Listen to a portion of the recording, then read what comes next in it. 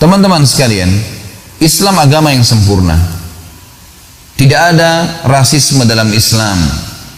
Nggak ada lagi dalam Islam itu tradisi kecuali Islam. Dua hal ini yang paling mendasar menonjol dari agama yang telah Allah turunkan. Tidak ada rasisme. Tidak ada saya Arab, saya suku, saya bule, saya Jawa, saya Bugis. Nggak ada dalam Islam. Habis semuanya itu. Rasisme tidak ada. Buktinya kita kalau sholat di saf pertama, di saf kedua, siapapun di sebelah kita, mau orang kulit hitam dari Afrika, mau orang Arab, mau orang Melayu, sama saja. Hukumnya berlaku sama. Dan sama syarat-syarat sholatnya. Tutup aurat, hadap kiblat, yang membatalkan sholatnya sama semuanya. Halal haramnya Allah berlaku. Haramnya mengkonsumsi babi bagi orang muslim di Indonesia, haram juga di Amerika, haram juga di Jazirah Arab. Nggak ada bedanya. Maka dalam Islam tidak ada rasisme. Dan ini perlu digarisbawahi teman-teman sekalian. Jangan pernah munculkan rasisme sedikit pun. Tidak boleh. Haram dalam agama. Dalam sebuah riwayat sahih dikatakan, dan ini harus dibangkitkan, tidak boleh ada rasisme. Terus saya ulangi kalimat ini teman-teman sekalian, karena yang mematikan umat Islam justru kena rasisme. Saya dari suku ini, saya dari sini, kamu pendatang, saya orang di sini. Ini semua tidak ada dalam Islam. Semua ini buminya Allah. Dan Allah membuat beragam suku, macam bahasa, ya, perbedaan fisik, paras wajah, warna kulit ini untuk variasi kehidupan, agar orang-orang manusia ini sadar ada penciptanya Allah yang memiliki keajaiban yang luar biasa. Dalam sebuah riwayat sahih, renungi baik-baik riwayat ini teman-teman sekalian. Pernah satu kali habis sholat asar, ada seorang dari Ansar, dari asli orang Madinah, sahabat Nabi mulia. Selesai sholat asar, lagi ngumpul-ngumpul, ngobrol-ngobrol di depan masjid Nabi SAW. Lalu ada satu orang dari Ansar bercanda, cuman bercanda. Dia bilang sama teman-teman dari Ansar asli Madinah, yuk orang Ansar kesini yuk kita kumpul-kumpul. Sama misalnya kalau orang lagi di Bali sini mengatakan, ya orang Bali di sini yuk kita kumpul, gitu kan. Lalu sambil bercanda, dan dia mengatakan orang muhajirin nggak boleh ikut-ikut ya. Ini pendatang nih, muhajir dari Mekah, jangan ikut-ikut ke sini. Tapi sambil ketawa gitu bercanda. Teman-teman dari muhajirin juga melihat hal yang sama. Oh, bercanda nih. Ada satu orang bercanda mengatakan, hai orang-orang muhajirin kesini yuk, ngumpul-ngumpul. Ansar nggak boleh ikut-ikut ya. Sambil mereka tertawa-tawa gitu, senyum saja. Waktu Nabi SAW keluar, guru dan kiai kita teman-teman sekalian, Nabi penutup, beliau orang yang diutus oleh Allah untuk menyempurnakan agamanya, keluar, wajah beliau memerah. Langsung tiba-tiba Nabi SAW marah dan berkata, da'ha fa innaha mumtinah. Tinggalkan rasisme seperti ini, karena ini yang membinasakan kalian. Padahal cuma bercanda sahabat. Gak boleh, bercanda pun gak boleh. Gak ada dalam Islam itu. Selesai. Mau pendek, mau tinggi, mau dari suku apapun, mau cacat, mau sempurna, mau kaya, mau miskin, mau penjabat atau orang biasa, dalam Islam tidak ada perbedaan kecuali dengan ketakwaan. Dan sabda Nabi SAW masyhur, la farqa bainal arabi wa ajami illa bittaqwa. Enggak ada perbedaan antara orang Arab dan orang ajam kecuali dengan ketakwaan. Jelas. Firman Allah SWT juga mengatakan jelas sekali, a'udzubillahi minasyaitonir rajim, ya ayyuhan nas, hai sekalian manusia, inna khalaqnakum min dzakarin wa untha wa ja'alnakum syu'uban wa qabaila lita'arafu inna akramakum indallahi atqakum. Al-ayat. Hai sekalian manusia, kami telah ciptakan kalian dari laki-laki dan perempuan, tidak ada jenis kelamin yang ketiga, laki-laki dan perempuan saja.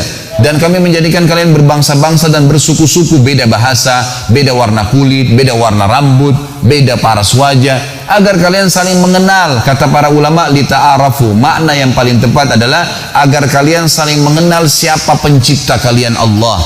Bukan hanya sekedar mengenal, menikah, berteman, bukan cuma sekedar itu, melihat keajaiban Allah. Sesungguhnya orang yang paling mulia di sisi Allah adalah orang yang paling bertakwa, yang paling patuh sama Allah, maka dia yang paling mulia. Teman-teman kalau belum tahu saya jelaskan. Kalau sudah tahu alhamdulillah. Luqman yang disebutkan dalam surah Luqman, itu teman-teman sekalian khilaf di antara ulama apakah dia nabi atau orang saleh. Tapi yang jelas disebutkan ciri Luqman dalam beberapa riwayat, orangnya dari padang pasir Afrika, kulitnya hitam pekat, badannya gemuk, orangnya pendek. Ini bukan aib bagi beliau, tapi Allah Subhanahu wa taala sebutkan namanya dan kekalkan dalam Al-Qur'an. Gitu kan? Ini luar biasa karena ketakwaannya. Bilal alaihissalam Bilal radhiyallahu anhu dulu seorang budak Habasyah, diperjualbelikan, dipukul, dicambuk di Mekah. Tapi setelah masuk Islam teman-teman sekalian dimuliakan oleh Allah.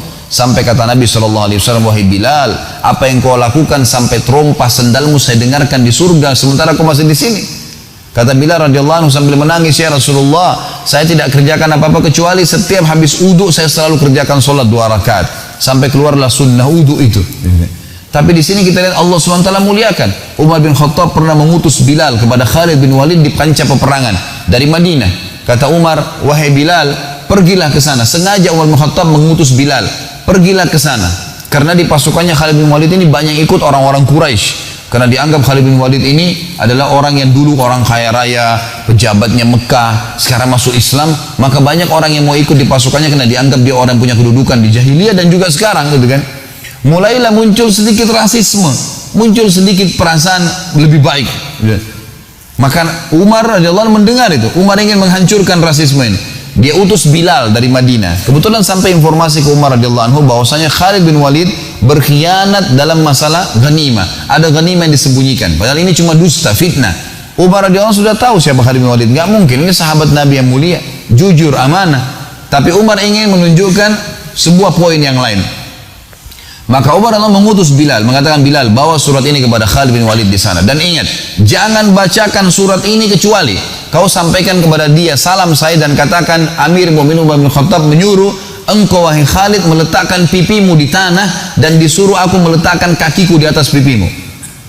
Bilal waktu dengar itu, ya Amir Mu'minin, ini perbuatan yang berat. Khalid bin Walid disuruh letakkan pipinya di tanah lalu diinjak baru dibacain surat, itu nggak gampang. Gimana caranya? Dia juga bekas budak dulu di Mekah. Ya, ini. Maka kata Umar, pergi dan laksanakan tugas saya. Pergilah Bilal sampai ke sana ketemu dengan Khalid bin Walid lalu berkata, wahai Khalid, Amir Mu'minin Umar bin Khattab menyampaikan pesan sebelum baca surat ini, kau harus letakkan wajahmu di tanah dan saya injak wajah kau sambil saya baca ini. Oh, Bilal sampai ketakutan sama Khalid bin Walid karena memang dulu punya kedudukan dan sahabat yang mulia, sekarang juga pimpinan perang. Maka Bilal kaget dengan imannya Khalid radhiyallahu anhu majma'in, sahabat yang sudah tertanam Islam dalam hatinya. Apa kata Khalid? Wahai Bilal, kerjakan itu. Dan itu benar dalam agama Islam. Jadi dia memang Khalid bin Walid juga sudah mencium di pasukannya ini ada sedikit muncul rasisme. Oh, ini kita dari Quraisy nih, berarti kita lebih hebat gitu. Maka Khalid bin Walid keluar memegang tangan Bilal sambil berkata, wahai pasukanku, Bilal, sahabat Nabi yang mulia dan tidak ada lagi rasisme dalam Islam, telah diutus oleh Amir Mu'minin untuk memastikan apakah saya berkhianat dalam ghanimah atau tidak dan bertanya kepada saya. Dan pesan Amir Mu'minin Umar bin Khattab agar saya meletakkan pipi saya di tanah dan disuruh Bilal menginjaknya sambil membacakan risalah Amir Mu'minin.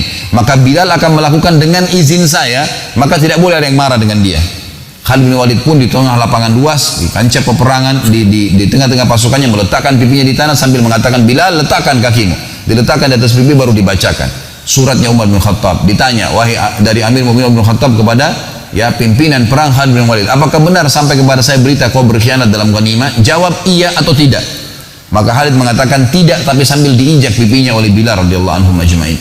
Maka pada saat itu pun Bilal mengangkat kakinya dan mengatakan, berdirilah hai Khalid dan semoga Allah memuliakanmu. Tapi kita lihat teman-teman sekalian, bagaimana para sahabat memang menghancurkan rasisme. Ingat, sedikit muncul dalam hati lawan ini yang menghancurkan Islam. Karena tidak ada perbedaan teman-teman. Anda pergi ke Afrika, tetap azan duhur, sholatnya duhur sama. Anda pergi ke Jazirah Arab sama.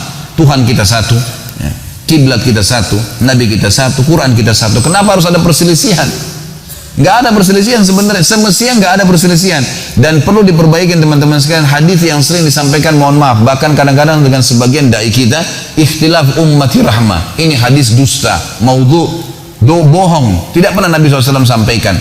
Anda kembalikan ke buku-buku hadis, masuk dalam maudhu'at, hadis dusta.